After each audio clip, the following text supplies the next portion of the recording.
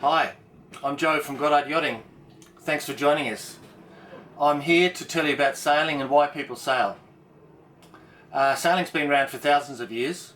Cleopatra sailed in 50 BC on her barge by hanging up her carpets, and the wind blew against the carpets and the barge sailed down the Nile. At the same time, the rowers were rowing, or oarsmen were oaring, and she got to where she wanted to go. Since then, there's been a lot of sailing being done by explorers, and there's been sailing done for trade purposes. Captain Cook is one of my heroes. He discovered many different countries and different lands. He was an amazing navigator, and he was an amazing cartographer. So he was able to draw the charts that we still use these days to get us from A to B. A chart is a map of how to get from one territory to another. Electronic charts have helped a lot in the last few years, but still the paper charts are important. So we still use stuff that Captain Cook drew 200 or 300 years ago. So what do you need to know about sailing? I think the best thing about sailing is that you can explore different places. You can go from A to B and really enjoy it and be powered by nature. A loose analogy is possibly driving a recreational vehicle from Sydney to Cairns and enjoying everything along the way. Camping, meeting people. Sailing is different though, because you're on your yacht, you're often very far from everything else, and you don't have any petrol you're being consumed. You have a little bit of diesel maybe when you come into port, but otherwise you're sailing by the wind. The wind is powering your boat, and there's something liberating about that. Sailing is a little bit like a drug. The more you do it, the more you want it, and it's so relaxing when you're doing it. Every time you go on the harbour, even if it's a different type of day, you're going from the same place, but you would possibly with different people, you're in a different tidal situation, different wind, is the sun out, not, it doesn't matter. It's just different, and every time you go, it's fantastic.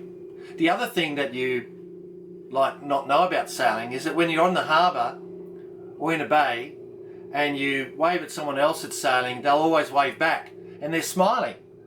Why are they smiling? Because they love it. They're having a great time. So that's what sailing is. It's having a great time and really relaxing. So doing that is why I'm a sailor. So how do you get into sailing? What do you do?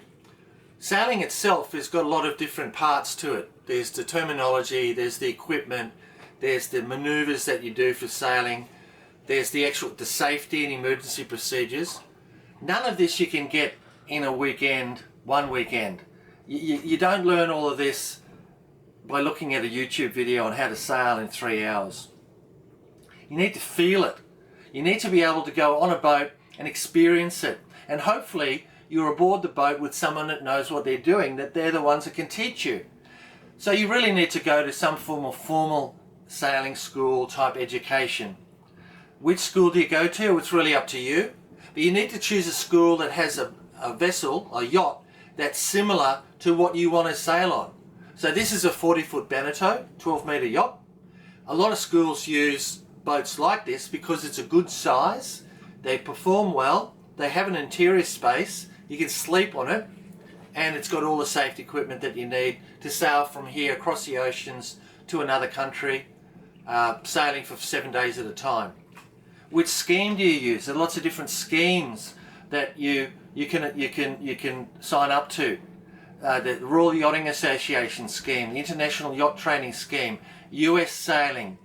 What we've chosen is International Sailing Schools Association because it's the easiest. It's the scheme that really wants you to have fun as a sailor and not keep you doing more and more courses. Before all the travel restrictions started, before COVID-19, I met a bunch of new boat owners. They have never owned a boat before, and they were buying a boat, over $800,000 US to out of Europe.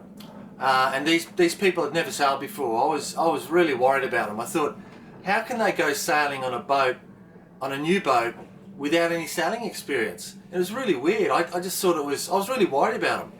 So I advised them all to go and do a course and to learn and read books. So really, when you think about it, going on a yacht, there's a lot of moving parts. The size of the yacht too is important. Like if you look at the new modern day catamarans, a 12-metre catamaran, a 40-foot catamaran, is probably going to be 7 metres wide, right? So it's 12 metres long and 7 metres wide, and it'll weigh 12 tonnes, right? So if you've never been on a boat before, or you think you can master it within the weekend, forget it, because the size of the vessel that you're on is overwhelming. It can be overwhelming, right? So it's a bit like saying, oh, it's easy for me to drive a Toyota Land Cruiser across the sand, but it's actually not. But to make it worse, the Land Cruiser only weighs 2.5 tonnes. These boats are weighing 10 or 12 tonnes. There are other aspects of boating or sailing that you need to know about too, like how do you eat on the boat, how do you store food, how do you cook it, what's it like living aboard a boat in a confined space, and then of course there's seasickness. How do you avoid getting sick? What can you do to prevent yourself from feeling ill? That all comes from experience and learning. In saying that, a lot of people do get too worried about seasickness. Seasickness affects you when you're offshore normally, not so much inshore. And let's face it, 80 or 90% of the people that sail are sailing inland or in flat water where seasickness is not a problem. So you really need to learn how to sail. You need to learn how to sail with someone else that's going to be aboard the boat. Even if you do a couple of courses and they just do one, that's fine. But you need to know that if you're aboard the boat, someone else can take over if necessary. Or God forbid, you fall into the sea, can someone come back and pick you up? So that's a pretty important part of learning how to sail. So what's wrong with learning from a friend or learning from experienced people? There's nothing wrong with that, but they have to have the right temperament to teach you. If they don't have the right temperament, you're going to get frustrated and you're going to feel lost. And that's when you think, well, sailing's not for me, I'm going to go four-wheel driving instead. So please don't do that. If you do find someone, however, that's patient, who is not a chauvinist, who's not going to yell and scream at you, happy days. Master at arms! Take that man below and clap him in irons. That might be the right solution to learning how to sail on the practical side, and then back that up by reading books about the terminology. You know, what is a boom? You know, I used to say the name of that pole above the cockpit is called a boom because it's the sound that it makes when it hits your head. So you know, there's bits of the boat. The terminology you have to learn. You've got to learn that, otherwise the skipper's going to say stuff to you when you first come aboard and you won't know what he's talking about. So terminology is important. The best people I've sailed with are the ones that don't say a lot. They'll do a safety briefing for you when you first get on the boat, because every boat's different. They'll teach you about the equipment on the boat, because every boat's got slightly different equipment. They'll preempt the manoeuvres of sailing, like tacking and jibing, so that you don't get hit by the boom on your head through the jibing process.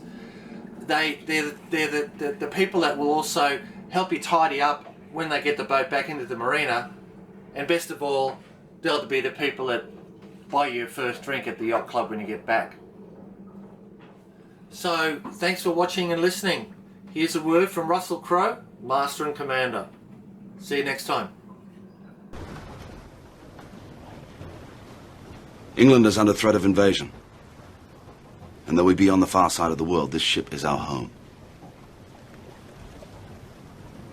This ship is England.